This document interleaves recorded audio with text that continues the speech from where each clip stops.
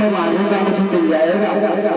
भोलेनाथ कहते हैं सुनो कि मेरी प्रसन्नता के बदले तू भी प्रसन्न हो जाएगा।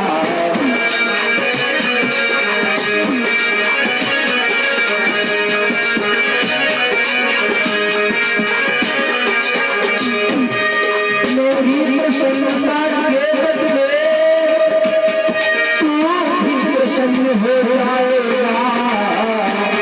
ये भक्त मांगे है वीर मांगे जो मांगेगा सो पाएगा।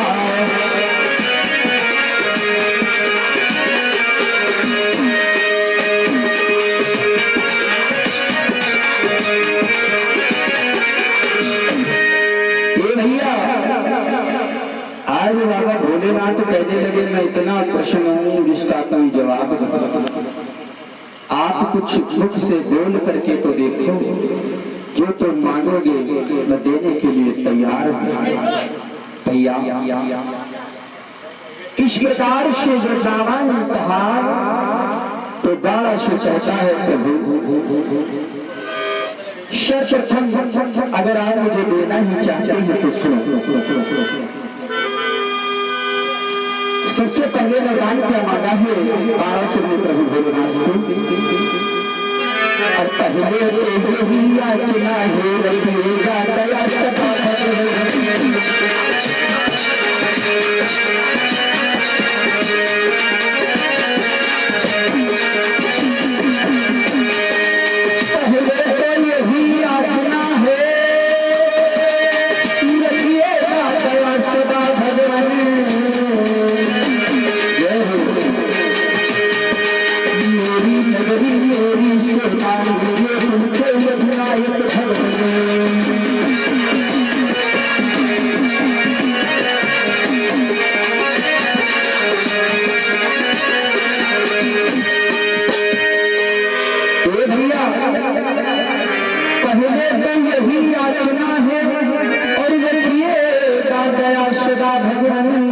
सबसे पहले मेरे पूरे परिवार पर आपकी दया दृष्टि बनी रहे, मुझे आशीर्वाद दें।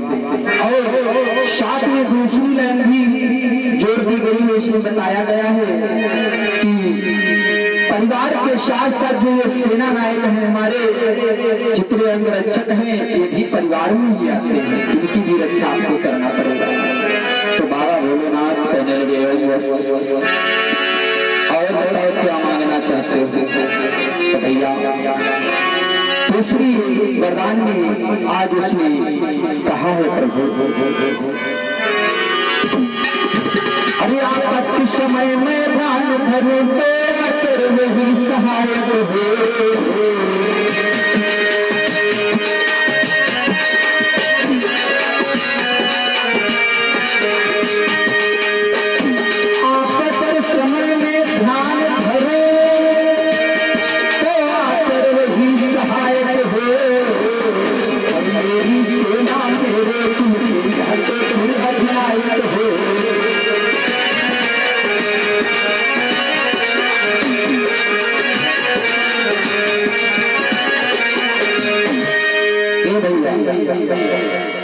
फिर से वही बात को दोहरा देता है, कहता है प्रभु अगर कोई आपत्ति पड़ जाए हमारे ऊपर या मेरी सेना के ऊपर तो सबसे पहले आपकी छत्र छाया होनी चाहिए, आप अंगरक्षक बनो।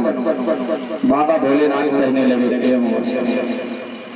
दो वरदान ये मिले और तीसरा वरदान सेना की रक्षा करने का मिला, चौथे वरदान में आज बाणासुर कहता है भैया प्रभु कि मेरे बल पे अक्षय कर दो या मेरी देह अमर कर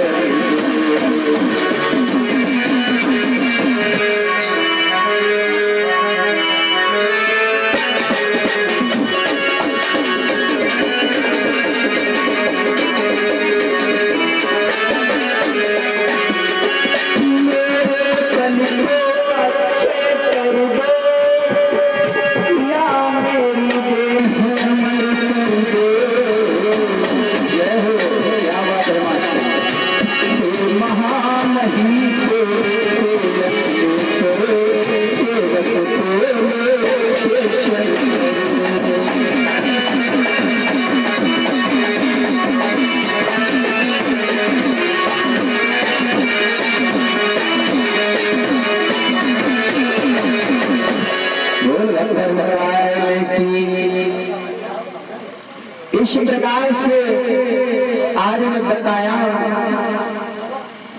ढोलक मास्टर दिले खुश कर दियो ले ये बात तो 10 रुपया धरो। हाँ अच्छा और पैड वाले ने कर उधार पर भगवान की जय। तो भैया इस प्रकार से आज भोलेनाथ प्रभु की जब सभी बातों को सुन रहे हैं तो आज 12 सुर भोलेनाथ जो है भोलेनाथ 12 सुर को वरदान दे रहे हैं। तो वरदान 4 दे दिए हैं। चौथे वरदान में जानते हैं उसने क्या मांगा है? चौथे वरदान में मांगा है मुझे बल दो या तो मेरी देह अमर कर दो, मेरी वज्र की देह हो जाए, उससे कोई जीत ना पाए, क्षेत्र में क्या पूरे विश्व में मेरे नाम का डंका बजे। बाबा भोलेनाथ एवं वस्तु देते हैं, क्योंकि मैंने बताया जब बाबा के दरबार में कोई जाता है ना तो बाबा जिस समय धनिया पी करके सावन के महीने में बढ़िया डूबे होते हैं तो सावन के महीने में बाबा ना जाने क्या क्या भक्तों को दे भैया। और ये प्रमाण भी मिल रहा है। अगर प्रमाण की बात की जाए तो आप सावन के महीने में 1 महीना पूरा खर्च करके देखिए, अगर आपको लाभ न मिले तो मुझसे कहें। जिस प्रकार से हमारे सीतापुर के सदर विधायक हुए गुरु राठौर, राकेश गुरु राठौर, आपने नाम सुना होगा दादाजी, तो उन्होंने प्रतिदिन जो है भगवान भोलेनाथ की जो है पूजा की और भगवान की बुद्धि क्या कहना भगवान की माया के अनुसार उन्हें टिकट मिल गए।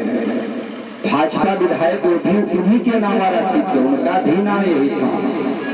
लेकिन ये नया चेहरा सामने आया तत्काल में और आज राजस्व विभाग मंत्री बने बैठे। तो ये सब क्या है? ये सब भगवान की देन है, भोलेनाथ की देन है।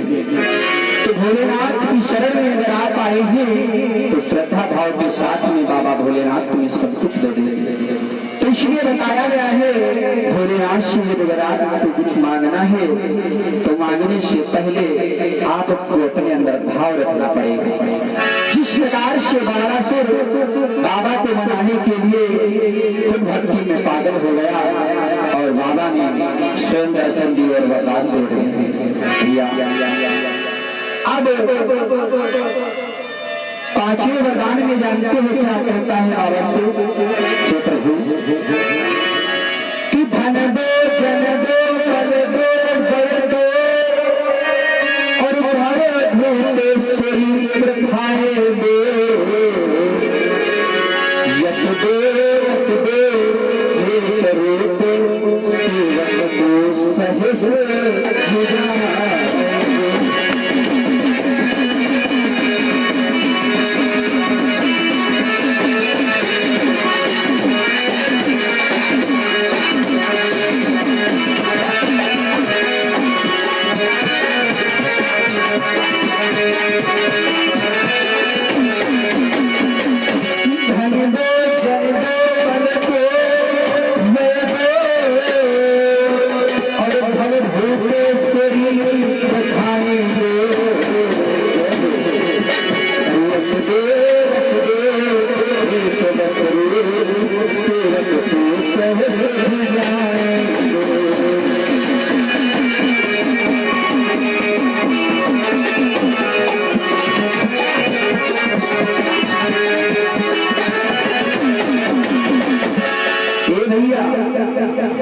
बाबा भोलेनाथ ने ये भी वरदान दे दिया। बाबा ने 5 वरदान दे दिए। अब 12 सुर वहां से चल देता है नमन मस्तक करते हुए चरणों में नमन मस्तक किया और आशीर्वाद दिया, कहने लगा बस प्रभु बहुत मिल गया। तो बाबा ने सब कुछ तो मस्त कहते कहते लास्ट में 2 हाथ नहीं बजाए, हजारों हाथ मिले। मार्मिक पुराण में 12 हाथ दिखाए गए हैं कि 12 सुर के 12 हाथ थे और इधर श्री कृष्ण चरित्रामृत पुस्तक में दर्शाया गया है कि बाबा भोलेनाथ ने जब उसे वरदान दिया तो एक नहीं हजारों हाथ थे। भैया खैर ये सब निसंदेह है, इस पर शंका करने की कोई बात नहीं है। आज बाबा भोलेनाथ कहने लगे और कुछ चाहिए, तो आज बाबा से कहता है प्रभु बस कि वस्तु कहे हुए शंकर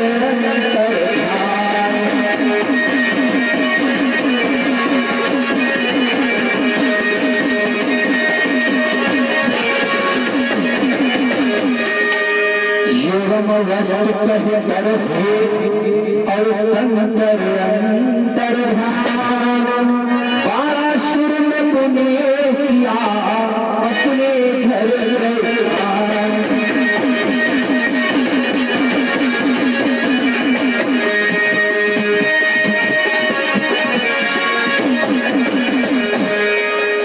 आज भैया बारासुर अपने घर की तरफ जब चल देता है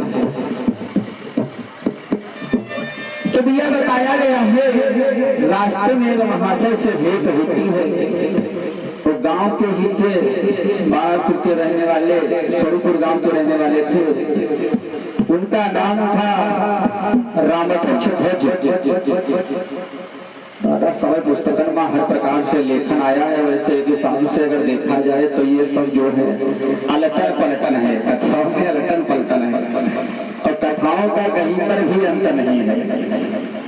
कथावाचक एक चौपाई अगर उठा ले तो एक चौपाई में दादा पूरे 7 दिन जो है कट जाते हैं, लेकिन श्रोताओं को नहीं पता चलता है पंडित जी क्या कह रहे हैं। पंडित जी पर कथा कह रहे हैं, एक चौपाई में 7 दिन व्यतीत हो जाते हैं। इस प्रकार से बाबा की कथा में अंत ही नहीं है। ये जो मार्मिक कथाएं हैं ना, इनका कहीं पर भी अंत नहीं दिया गया है भैया। तो महाशय जब मिल गए तो महाशय ने सर्वप्रथम बारासुर से पूछा कि आप जो है मंदिर के दर्शन करके आ रहे हैं? तो बारासुर कहने लगा मंदिर तो बातें लग रहा हूँ, कैलाशपुरी से आ रहे हैं। क्या कैलाशपुरी आप गए थे? जी। तो कैलाशपुरी में बाबा भोलेनाथ के दर्शन हुए। बारासुर कहा मार के हंसने लगा और कहता है अगर दर्शन न मिले होते तो हम घर को क्यों आते, हम तो दर्शन करने के लिए गए थे, मुझे दर्शन मिले, मुझे वरदान भी मिल गए। अगर देखना चाहते हो, अजमाना चाहते हो तो बताओ।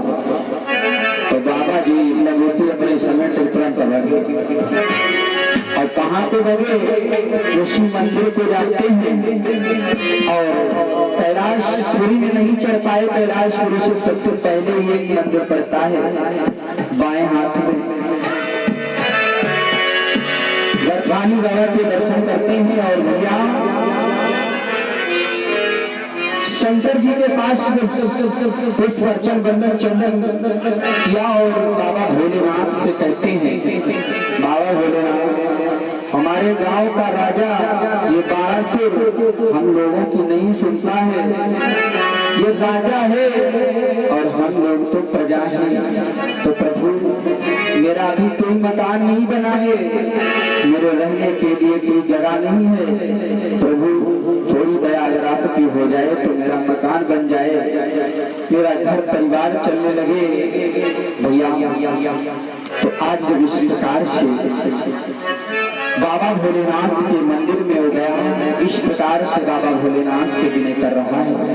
मैंने बताया था कि बाबा के दरबार में अगर आप जाएं, आप चाहे मैया के दरबार में अगर आप जाएं तो मैया से ना मांगे, मैया को मांगे, बाबा से ना मांगे, बाबा को मांगे। आइए तो दान दाताओं के नाम है बीस मुद्रा लाला राय हसनापुर 51 मुद्रा मुन्ना सिंह गौलिया की तरफ से, 51 मुद्रा यमराज से की माता जी हसनापुर की तरफ से, 101 मुद्रा राम रहीस पाल हसनापुर की तरफ से 51 मुद्रा, रामदयाल पाल अचौली की तरफ से 100 मुद्रा श्याम शुक्ला हसनापुर की तरफ से भगवान के चरणों में दान समर्पित कर रहे हैं। हसन देवी मैया से निवेदन है कि सभी दानदाताओं की झोलियों को भरते हुए मन से सुबह से शुभकामना है। तो आज बाबा भोलेनाथ के दरबार में बाबा से मांग रहा है। मैंने बताया बाबा से मांगोगे तो बाबा वही देंगे जो तुमने मांगा है। और कहता क्या है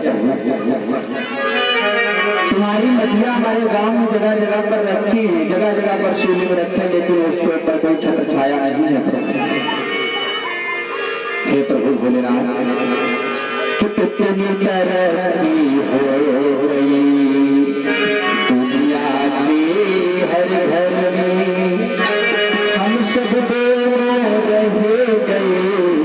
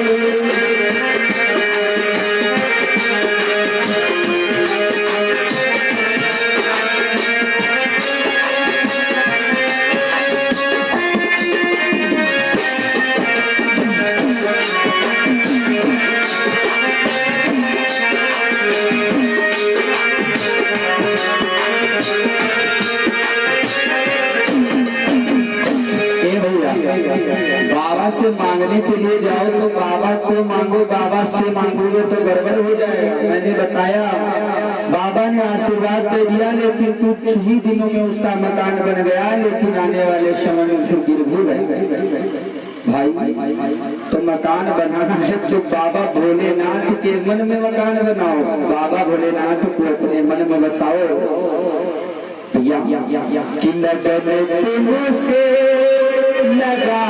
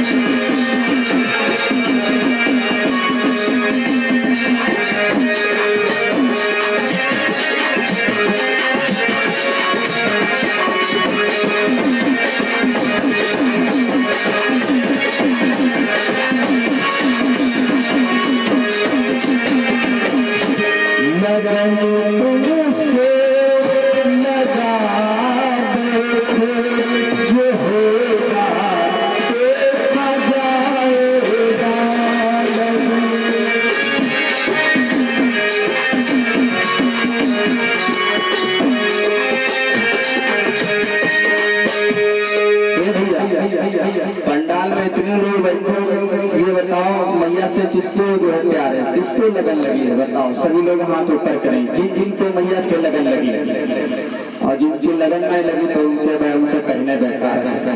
पीछे वाले भैया लोग क्या आप लोगों की लगन नहीं लगी मैया से? पीछे वाले लगता है मैया को नहीं चाहते हैं, मैया से चाहते हैं। तो जिन जिन लोगों को मैया से लगन लगी है तो ये बार उच्च समय जयकार लगाए। बोल हसन देवी मैया की, बोल स्थान देव महाराज की, बोल ब्रह्मदेव बाबा की, बोल गुरुदेव भगवान की, बोल सच्चे दरबार की। जयकारा से भूत परे तो सब भाग जा। हाँ, और ये जो पाप होते हैं परीक्षित जी, आज पाप देखो मिलो हमें और तुम्हें देखो का दशा आज हम लोगों ने परीक्षित जाग तो हम जाने। हाँ,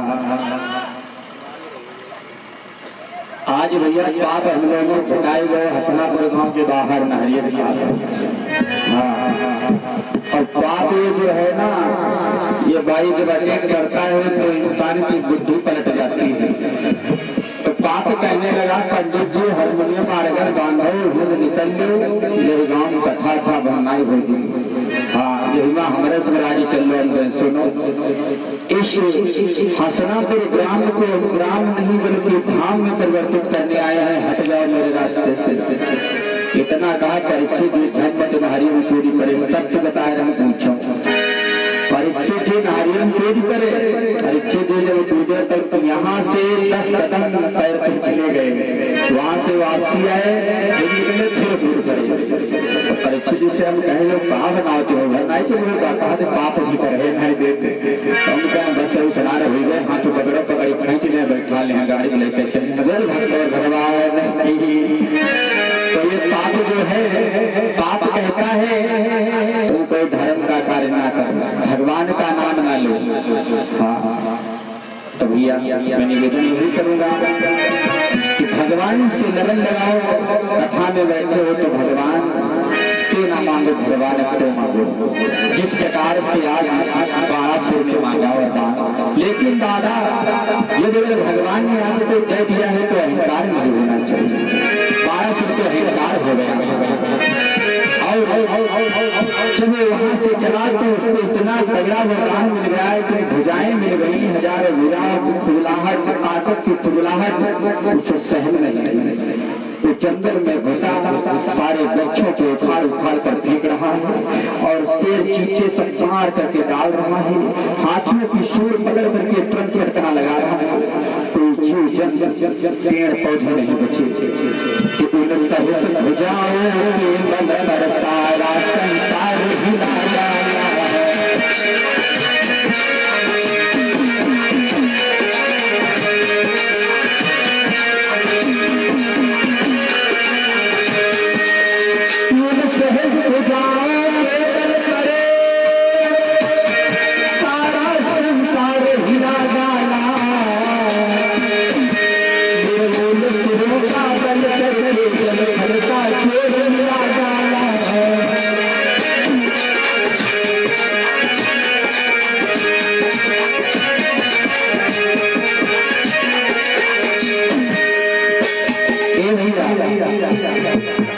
आज जब कुछ नहीं उसके पास बचा, जीव जंतु कोई जीव जंतु ही नहीं रह गया, तो भागता हुआ गांव को प्रस्थान करता है।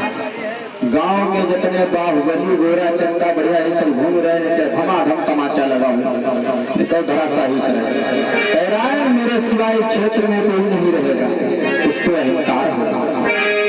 ये कथा यहीं पर गुजर। रावण को 1200 को अहंकार हुआ जब बाबा ने वरदान दिया।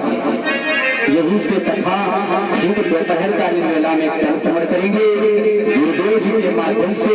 अभी हम लोग 10वें स्कंद की भी कथा थी, 10वें स्कंद की गुरुदेव जी भी सुनाएंगे क्योंकि 10वें स्कंद चल रहा है। गुरुदेव जी के द्वारा कल इसका वध होगा और यहाँ तक कि आपको झांकियों के माध्यम से भी देखने को मिलेगा। अच्छी अच्छी झांकियां आप लोगों के समझ आने वाली है। सबसे पहले कथा, फिर इसके बाद 11, साढ़े 11, 12 बजे के बाद ही झांकी आप लोग धमाधमा पूरी रात झांकी चली जाएगी। लोग रात घर बैठे रहे वहां पर बस या संख्या में बैठे तो तुम लोगों ने हम देखे हो ना करियो दोनों पार्टी जो बैठे तो वही दिखाओ ले जाएंगे।